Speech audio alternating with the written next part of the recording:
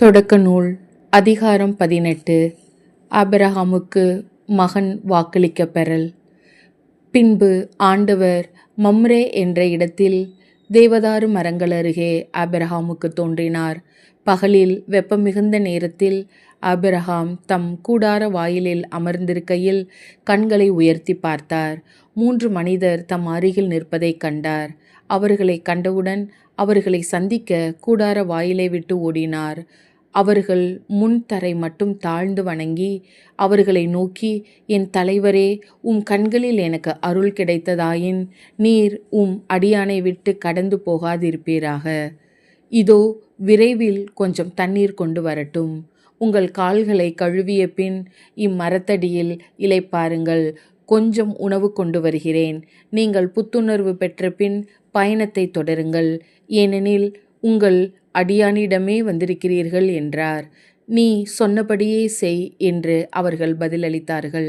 அதை கேட்டு ஆபிரகாம் தம் கூடாரத்திற்கு விரைந்து சென்று சாராவை நோக்கி, விரைவாக 3 மரக்கால் நல்ல மாவை பிசைந்து அப்பங்கள் சுடு என்றார். ஆபிரகாம் மாட்டு மந்தைக்கு ஓடி சென்று ஒரு நல்ல இளங்கன்றை கொணர்ந்து வேலைக்காரனிடம் கொடுக்க அவன் அதனை விரைவில் சமைத்தான். பிறகு அவர் வெண்ணெய், பால், சமைத்த இளங்கன்று ஆகியவற்றை கொண்டு வந்து அவர்கள் முன் வைத்தார். அவர்கள் உண்ணும்போது அவர்கள் அருகே மரத்தடியில் நின்று கொண்டிருந்தார்.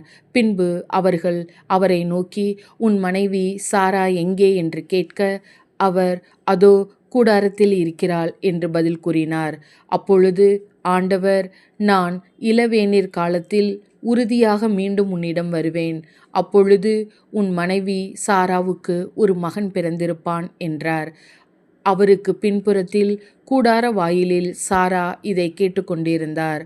ஆபிரகாமும் சாராவும் வயது முதிர்ந்தவர்களாயிருந்தனர். சாராவுக்கு மாதவிடாய் நின்று போயிருந்தது. எனவே சாரா தமக்குள் சிரித்து, நானோ கிழவி, என் தலைவரோ வயது முதிர்ந்தவர், எனக்கா இன்பம் என்றாள். அப்போது ஆண்டவர் ஆபிரகாமை நோக்கி, நான் வயது முதிர்ந்தவளாய் இருக்க எனக்கு உண்மையில் பிள்ளை பிறக்குமா என்று சொல்லி சாரா ஏன் இப்படி சிரித்தாள்? ஆண்டவரால் ஆகாதது எதுவும் உண்டோ? இளவேநீர் காலத்தில் குறிப்பிட்ட நேரத்தில் நான் உன்னிடம் மீண்டும் வருவேன்.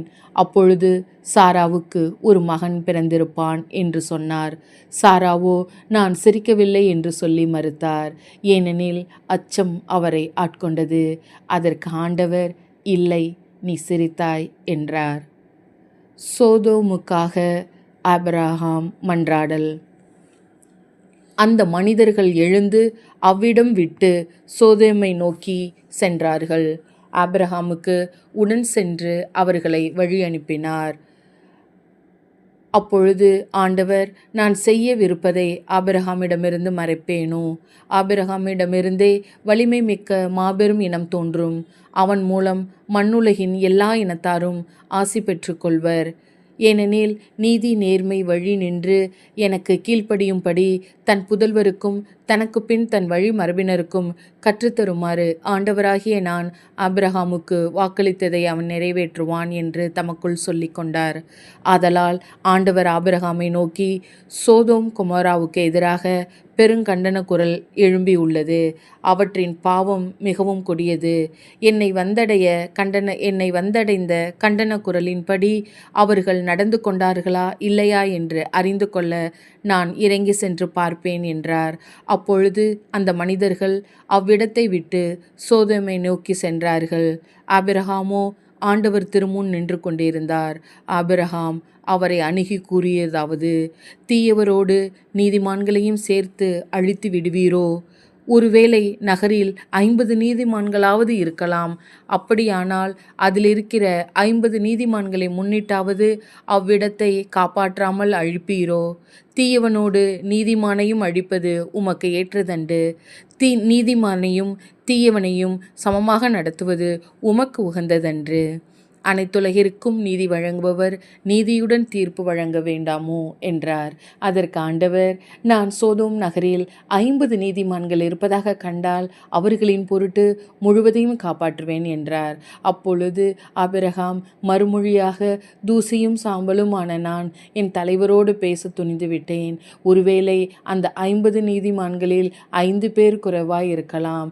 5 பேர் குறைவதை முன்னிட்டு நகர் முழுவதையும் அழிப்பீரோ என்றார். அதற்கு அவர், நான் 45 பேரை அங்கே கண்டால் அழிக்க மாட்டேன் என்றார். மீண்டும் அவர் உரையாடலை தொடர்ந்து, ஒருவேளை அங்கே 40 பேர் மட்டும் காணப்பட்டால் என்ன செய்வீர் என்று கேட்க, ஆண்டவர், 40 நீதிமான்களின் பொருட்டு அதனை அழிக்க மாட்டேன் என்றார்.